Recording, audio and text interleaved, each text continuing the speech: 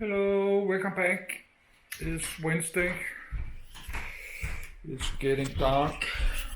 I forgot to drink some waters. Close the lights. It's getting dark in a few minutes, but let's get the last daylight. Let's read a bit more.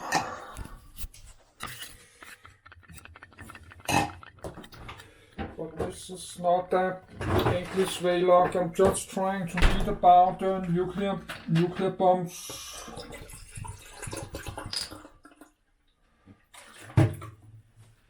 Yes.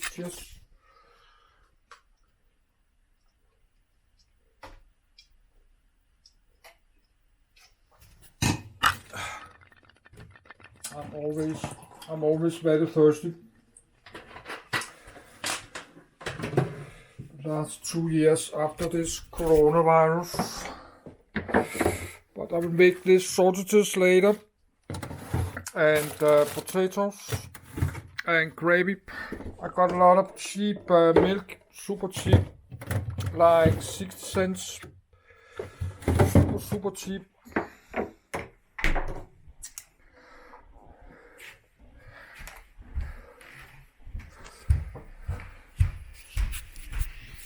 But we can close here.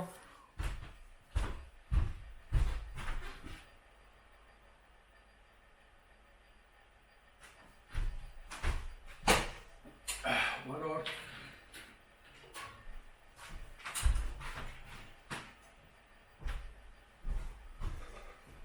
Just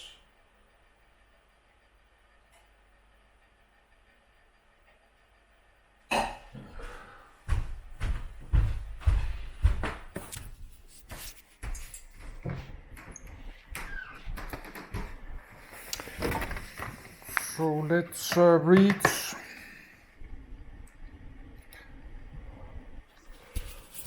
I need a minute to go to my bed.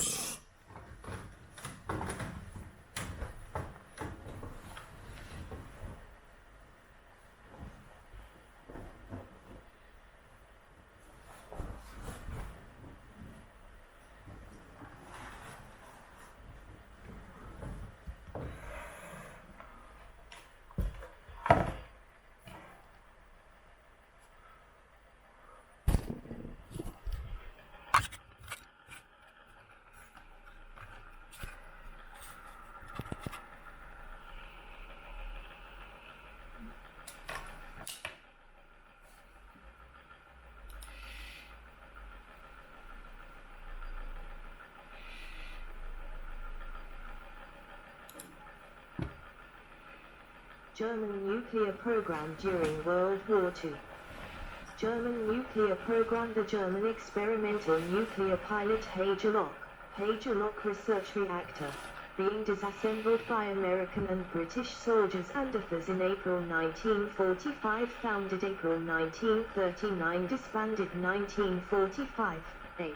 Country Germany nickname, S. Uhrenbrin. Uhren Project. Patron Army Ordnance Office. Reich Research Council.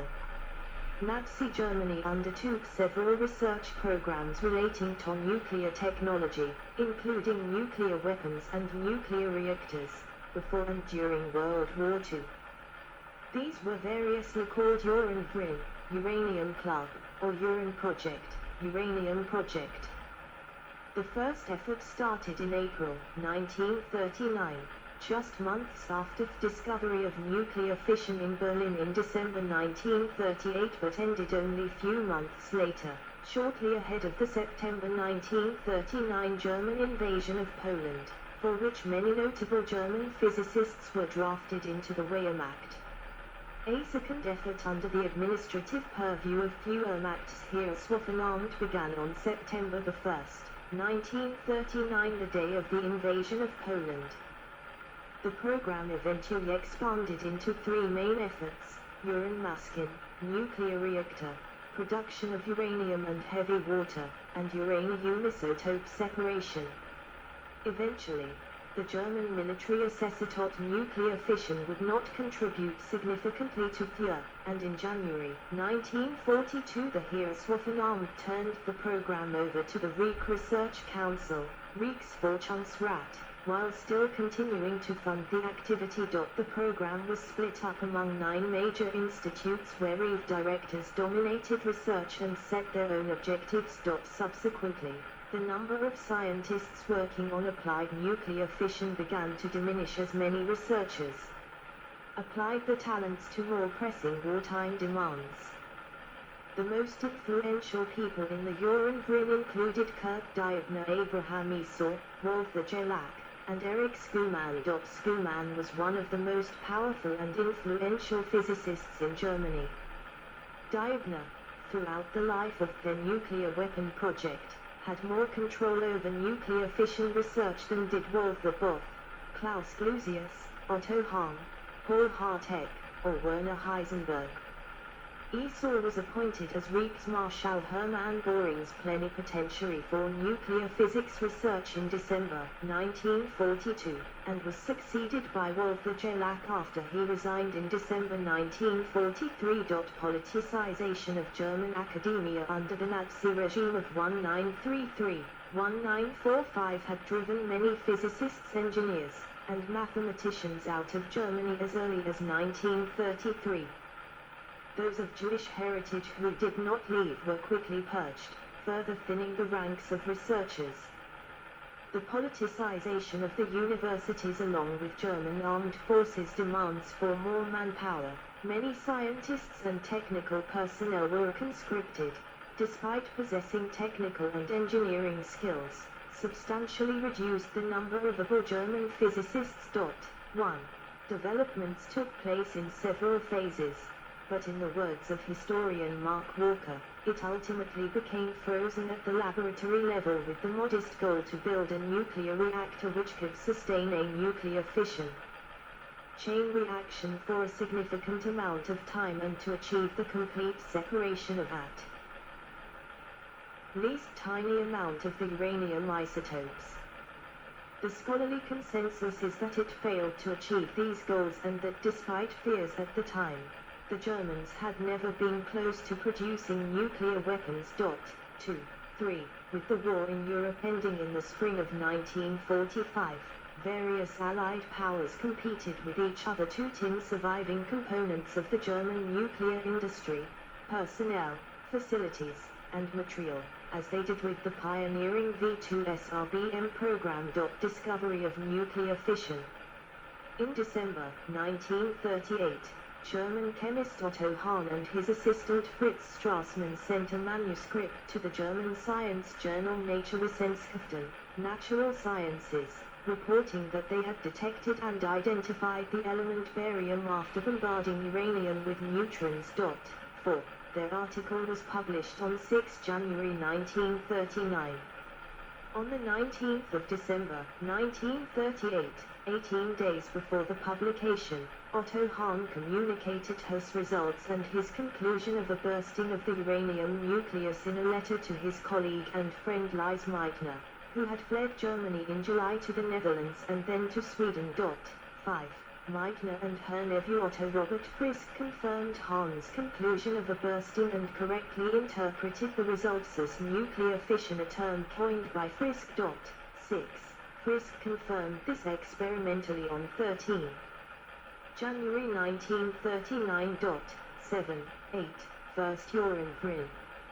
On the 22nd of April 1939, after hearing a colloquium paper by Wilhelm Hahn proposing the use of uranium fission in an uranium machine, i.e., nuclear reactor, George Juice, along with Hahn, notified Wilhelm Dames, at the Reichsverteidigungsministerium, REM, Reich Ministry of Education, of potential military applications of nuclear energy. The group included the physicists Walther Both, Robert Doppel, Hans Geiger, Wolfgang Gentner, probably sent by Walther Both, Wilhelm Hahn, Gerhard Horster and George Juice. Peter Debye was invited, but he did not attend. After this, Informal work began at the Georg August University of Göttingen by Jules Hahn and their colleague Reinhold Mannkopf. The group of physicists was known informally as the First Uranbrin Uranium Club, and formally as Arbeitsgemeinschaft für Kernphysik. The group's work was discontinued in August 1939, when the three Uri called to military training. 9, 10, 11, 12, other 1939 initiatives. Paul Hartek was director of the Physical Chemistry Department at the University of Hamburg and an advisor to the Heereswaffenamt, HWA, Army Ordnance Office.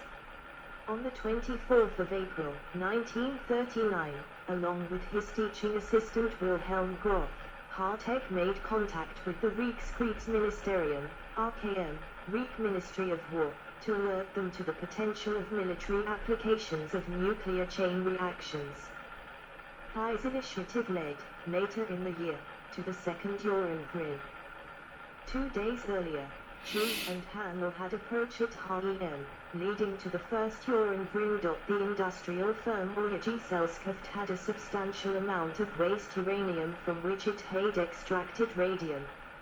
After reading a June 1939 paper by Siegfried Flug on the technical use of nuclear energy from uranium, 1314, Nikolaus Riehl, the head of the scientific headquarters at Urgesellschaft, recognized a business opportunity for the company, and in July he went to the HWA, Heereswaffenamt, Army Ordnance Office, to discuss the production of uranium. The HWA was interested and Riehl committed corporate resources to the task. The HWA eventually provided an order for the production of uranium oxide, which took place in the Urgesellschaft plant in Oranienburg, north of Berlin. 15, 16, Second Uranbrin. Atomkeller in Stadtturm. The Second Uranbrin began after the HWA squeezed out the Reichsforschungsrat, RFR, Reich Research Council, of the Remand, started the formal German nuclear weapons project under military auspices. This Second Uranbrin was formed on 1 September 1939, the day World War II began, and had its first meeting on the 16th of September 1939. The meeting was organized by Kurt Diebner, advisor to the HWA, and held in Berlin. The invitees included Walter Both, Siegfried Flug, Hans Geiger, Otto Hahn, Paul Hartek, Gerhard Hoffmann, Joseph Matauch, and Georg Stetter.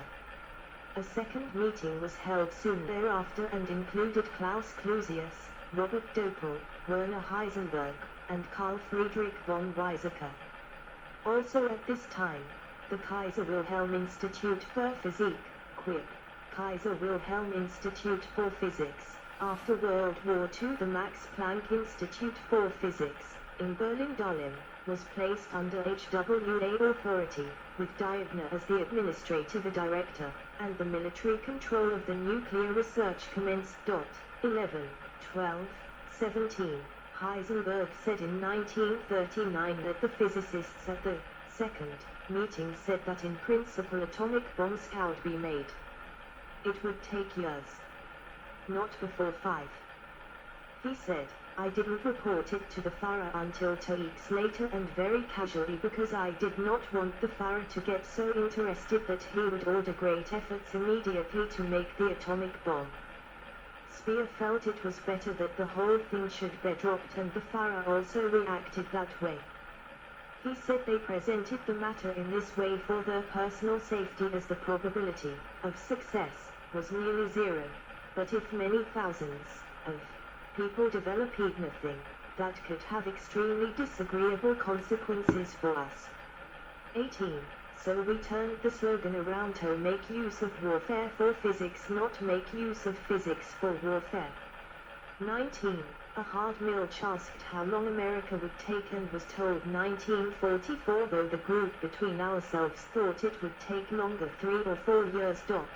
20. When it was apparent that the nuclear weapon project would not make a decisive contribution to ending fear in the near term, Control of the QUIP was returned in January 1942 to its umbrella organization, the Kaiser Wilhelm Gesellschaft, KWG, Kaiser Wilhelm Society, after World War II the Max Planck Gesellschaft.